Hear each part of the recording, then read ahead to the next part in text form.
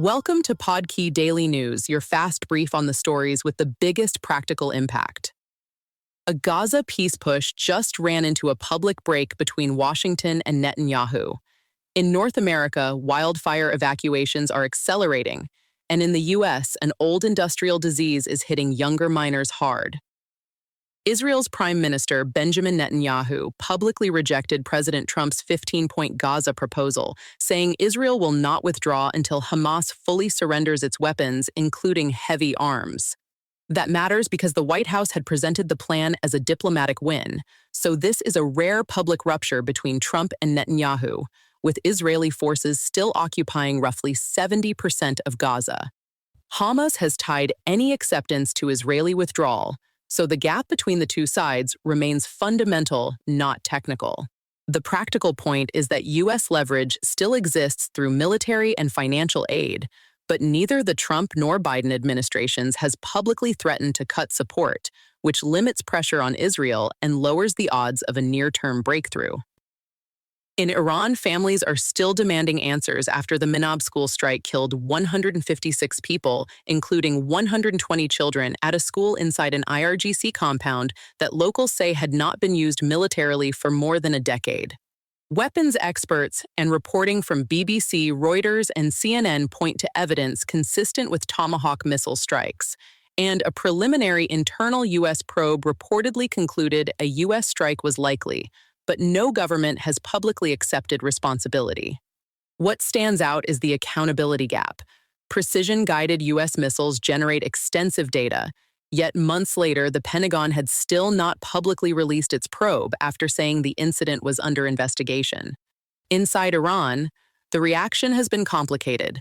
The deaths appear to have pushed some people, including critics of the regime, against the war and against foreign intervention, even as repression limits what can be said openly.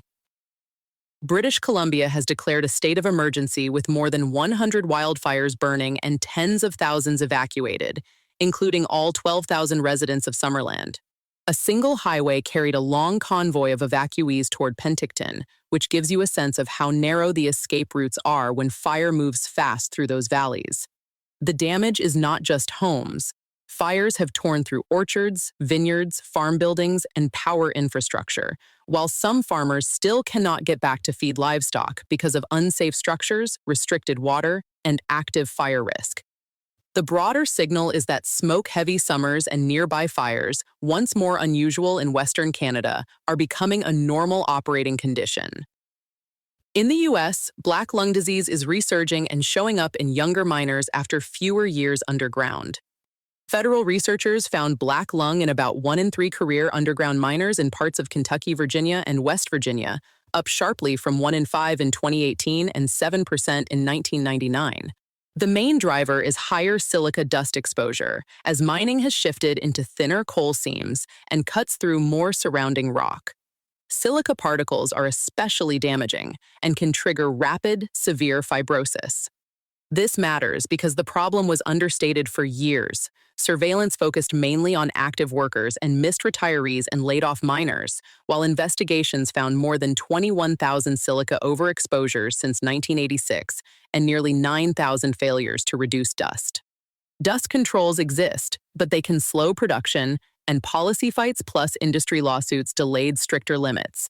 A tighter federal silica standard is now in place, so the key question is whether enforcement is strong enough to change conditions underground. AI mental health tools are moving quickly into the mainstream because they are cheap, available around the clock, and easier to access than licensed care for many people. That includes specialized products like WISA and Talkspace tools, but also general chatbots. In an American Psychological Association survey, 3/4 of therapists said patients had reported using AI for support, and 1/3 said patients used it to help with treatment. The opportunity is real for ordinary stress and mild to moderate symptoms, especially where money, time, or geography block access to care. The unresolved issue is safety. Families have sued OpenAI and Character AI, alleging chatbot interactions contributed to suicides or acute crises. Companies say they escalate serious distress to humans and direct users to outside help, but AI systems do not carry the same legal reporting duties as licensed clinicians. The market is crowded and well-funded, but the evidence remains thin. Professional groups say current large language models and wellness apps are not adequate replacements for therapy, so expect growth to continue alongside a harder fight over standards, liability, and clinical proof. China's Sea Legend says it plans the first regular container service from China's east coast to the UK along Russia's northern coastline. If conditions cooperate, that Arctic route could cut a Europe-Asia voyage of roughly 40 days about in half, which makes it an attractive hedge against Red Sea instability.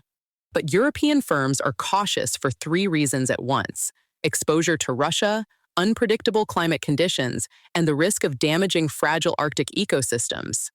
So the route is strategically important, but it is not a clean replacement yet for traditional shipping lanes. Daniel Kinahan has appeared in Dublin's Special Criminal Court after extradition from Dubai, ending a decade-long international pursuit.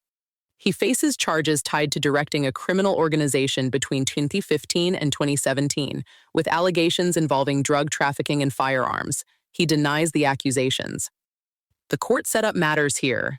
This is a juryless, three-judge court used in major organized crime cases, and prosecutors may lean on the kind of encrypted phone evidence that helped convict Kinahan associate Sean McGovern.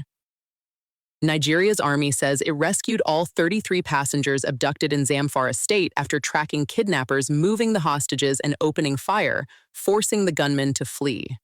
The rescue appears to have relied partly on information from local communities, which shows how central local intelligence remains in these operations. But officials are also clear that the wider security crisis is still in place. Armed groups continue targeting travelers on major roads and communities across northwestern Nigeria, and Zamfara remains one of the hardest-hit areas despite expanded patrols. Those are the developments to watch right now. Thanks for listening to Podkey Daily News. This episode was generated by Podkey. Create your own at podkey.fm.